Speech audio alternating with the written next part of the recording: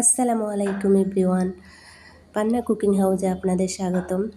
আজকে রান্নাঘরের ছোট্ট স্বপ্নের একটা গল্প বলবো, সবাই পাশে থাকবেন। এক সকালে মায়া ঘুম থেকে উঠে দেখলো তার মা রান্নাঘরে নাস্তা তৈরি করছেন। রান্নাঘর থেকে ভেসে আসছে গরম পরোটার সুন্দর গন্ধ। মায়া মায়ের কাছে গিয়ে বলল, মা, আজ আমি তোমাকে রান্নায় সাহায্য করব।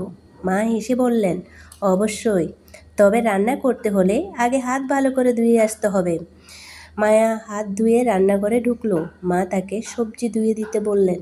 মায়া খুব যত্ন করে সবজিগুলো পরিষ্কার করলো। তারপর মা বললেন, আজ আমরা সবজি খিচুড়ি রান্না করব। তুমি চাল আর ডালটা ধুয়ে দাও।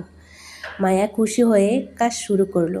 কিছুক্ষণ পর তার বড় বোন নীলা স্কুল থেকে ফিরে রান্নাঘরে ঢুকলো। নীলা বলল, বাহ, আজ তো রান্নাঘরে বেশ আয়োজন। মায়া গর্ব করে বলল, আজ আমি মাকে সাহায্য করছি। নীলা বলল, আমিও সাহায্য করব। দুই বোন মিলে পেঁয়াজ, গাজর, আলু ও মটরশুঁটি প্রস্তুত করতে লাগলো। মা চুলায় হাঁড়ি বসিয়ে দিলেন। রান্নাঘর ধীরে ধীরে সুন্দর গন্ধে ভরে উঠল। মায়া বলল, মা, রান্না করা তো বেশ মজার। মা বললেন, হ্যাঁ, রান্না শুধু খাবার তৈরির করা নয়, এর মধ্যে ভালোবাসা, যত্ন আর পরিশ্রমও থাকে। দুপুরের খিচুড়ি রান্না হয়ে গেল। বাবা ও ছোট ভাই সবাই খাবার টেবিলে বসলো। মায়া নিজের হাতে বানানো খাবার দেখে খুব আনন্দ পেল। বাবা বললেন, আজকের খাবারটা সত্যিই খুব ভালো হয়েছে। মায়া হেসে বলল, শুধু আমার নয়, আমরা সবাই মিলে রান্না করেছি।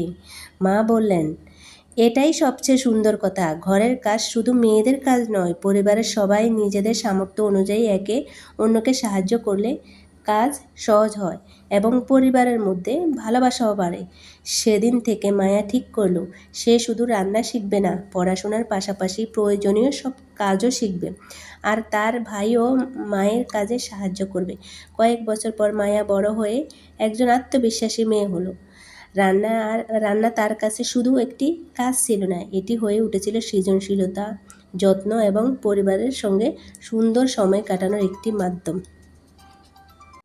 আমরা এই গল্প থেকে শিখতে পারি যে নিজের প্রয়োজনীয় কাজ শেখা সবার জন্যই ভালো, আর ঘরের কাজ ছেলে মেয়ে সবাই মিলে ভাগ করে করলে পরিবারের আনন্দ, ভালোবাসা আরও বেড়ে যায়। কিন্তু কয়টা পরিবারেই এমন করে? কয়টা পরিবারে সবাই একে অপরের দায়িত্ব নেয় বা সবাই সবার পাশে থাকে?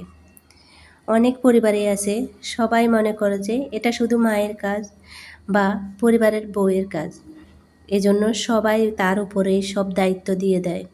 কিন্তু একবারও ভাবে না, এই কাজটা যদি সবাই মিলে করে, সবার সাথে সবার যেমন বন্ধুত্বটা হয়, সবার সাথে সবার যেন এঙ্গেজমেন্টটা বাড়ে, তেমনি পরিবারটাও সুন্দর হয়। এর ফাঁকে ফাঁকেই আমি আমার রান্নার কাজটাও সেরে ফেললাম। সবাই কেমন আছেন? গল্পটা কেমন হয়েছে বলবেন। আর এত সুন্দর সুন্দর গল্প শুনতে চাইলে কমেন্টে জানিয়ে যাবেন। আর আমার ভিডিওটা ভালো লাগলে লাইক, কমেন্ট এবং সাবস্ক্রাইব করে পাশে থাকবেন। আজকে এই পর্যন্তই। সবাই ভালো থাকবেন, সুস্থ থাকবেন। আল্লাহ হাফেজ।